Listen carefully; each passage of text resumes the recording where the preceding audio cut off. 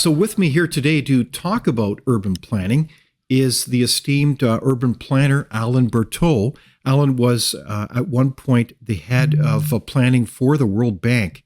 And so, a warm welcome to you, Alain Bertaud. Thank you. Glad to be here. Thank you.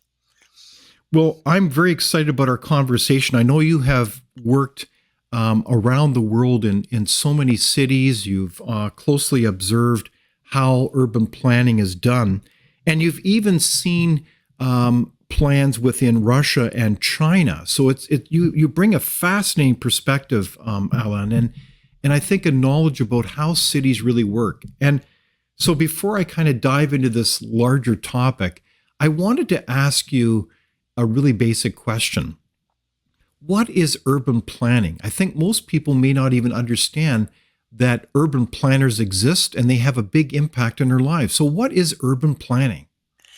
Well, urban planning is first observing city and trying to understand how a city work, and then trying to provide the infrastructure which will allow the people who live in the city to work, but also to have leisure, to go to exhibition, to go to concert, to restaurant, and things like that. So basically, a city is not made of building; it's made of people first. Mhm. This is the most important thing. And then the building or the transport system, the street, the parks are there to support their life. And I think this is very important. So, it's fascinating when we talk about urban planning, then you're emphasizing how a community is made up of people and you're observing how the city works. Yes. And so, urban planning should be complementary to enhance that quality of life. Is that kind of what you're getting at? That's right, yes. An urban planner should not be a guru telling people where they should live or at what density they should live or something like that. A, Okay. an urban planner should just observe the way people live and try to facilitate their urban activities. Okay, so but I think this is a very important principle then that has guided your work is That's that right, urban yes, yes. planning should be about facilitating, not Right, yeah. prescripting Right, yes. or enforcing a way of life. Is that And right? it is not shared by all of my colleagues, I have to say. A lot of my colleagues think that either a planner or a mayor should have a vision for a city and should impose this vision. And I am Interesting. completely against that. Well, it's a fascinating then divide, if you will, in the world of professional planners Yes, they right. use zoning bylaws, all kinds of laws Yeah, to really either facilitate or conversely impose a kind of a vision on people's lives.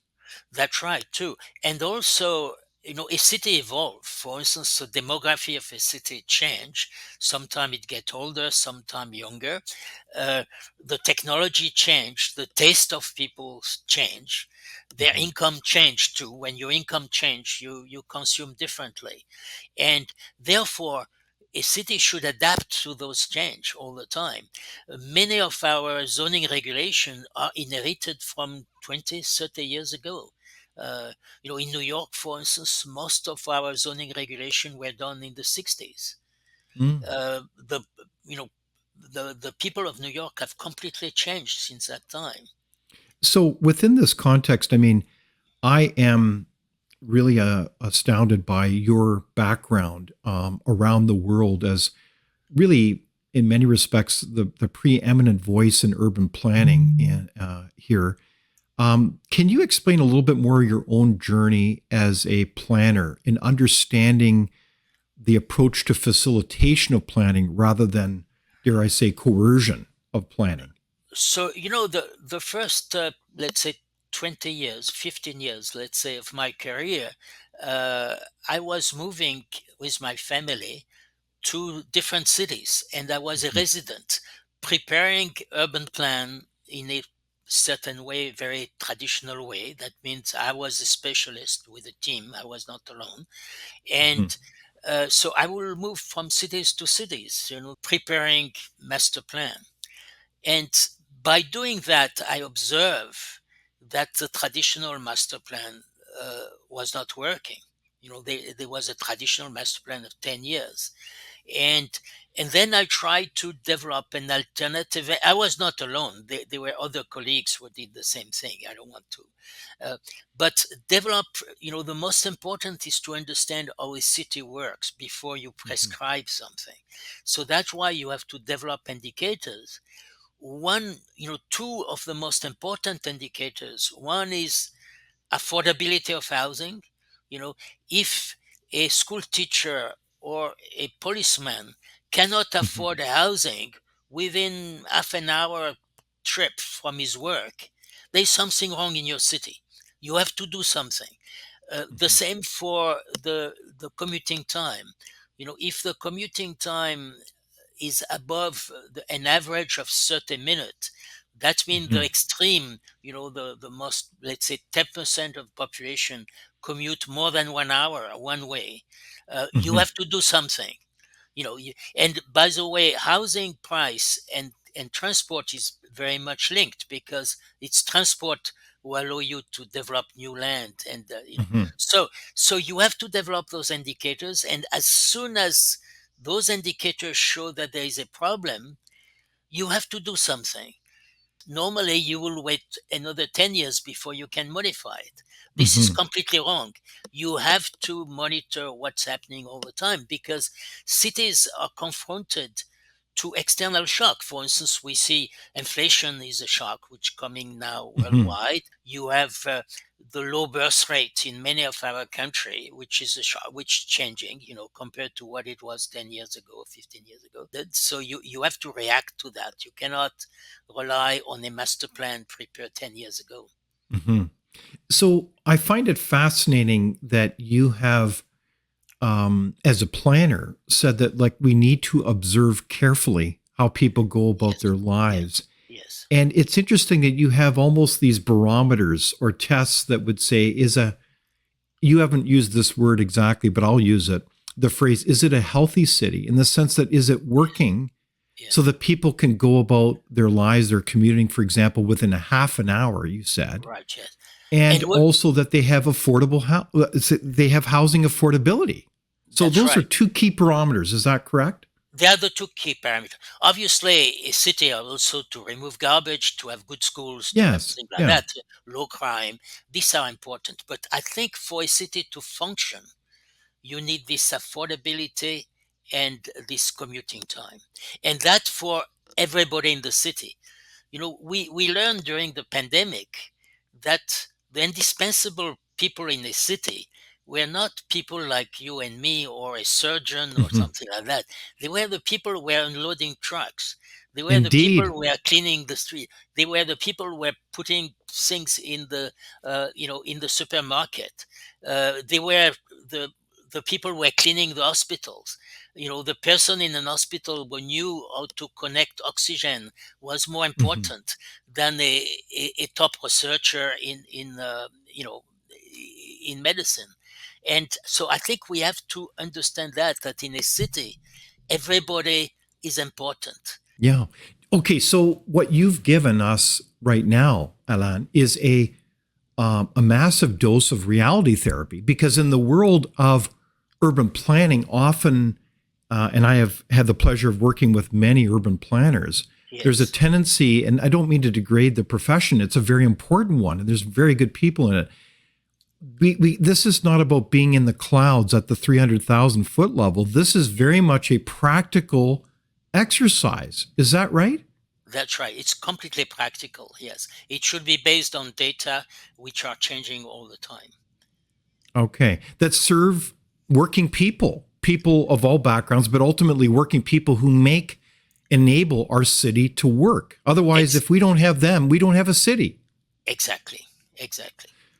So there's this strange disconnect then between urban planning and this practical world of economics. Is that at the heart of it? And I know you've written extensively about that.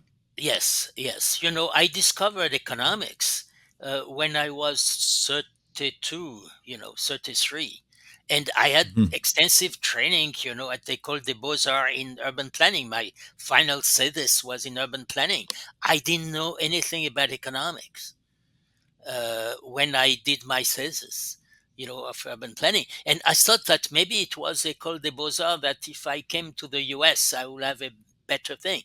I discovered that planners at MIT or Harvard had exactly the same training as I had. And this is a confusion, I think, that so it's not a question of design, it's first a question of economics. So this is really quite a fascinating conversation because sadly and ironically, urban planners then could be doing a lot of damage to cities and, in fact, the quality of life of people's lives as life becomes more unaffordable, livable as you commute hours and hours in a city. And so that breaks down a city. Is that right? That's right. Now, I will not like to blame entirely the urban planners, although they are Of course. important in the profession. There Yeah. are many people who take decisions. There is a city council, there is a mayor. Hmm. Well, when we live in a democracy, we are living in a democracy. Hmm. So there are, and there is also public opinion. Sometime who do not want change.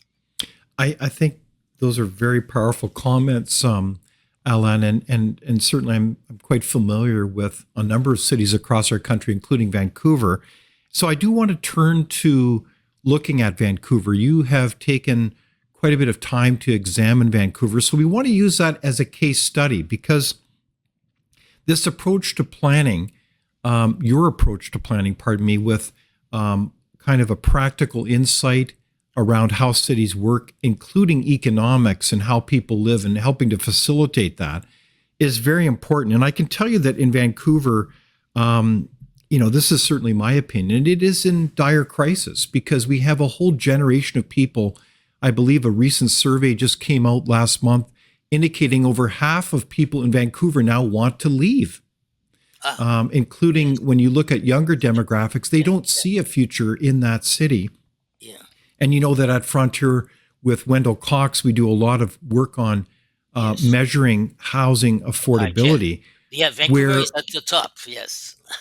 it's one of the top in the world. And we look at Well, this and we yes. Yeah. say, if housing affordability is approximately 12 times Yes. the Yes. family income, almost no one can afford that because Vancouver doesn't exactly have high incomes as an average. Without open discussion and debate, you're not thinking, nor are you free. Comment below. We'd love for you to join the conversation.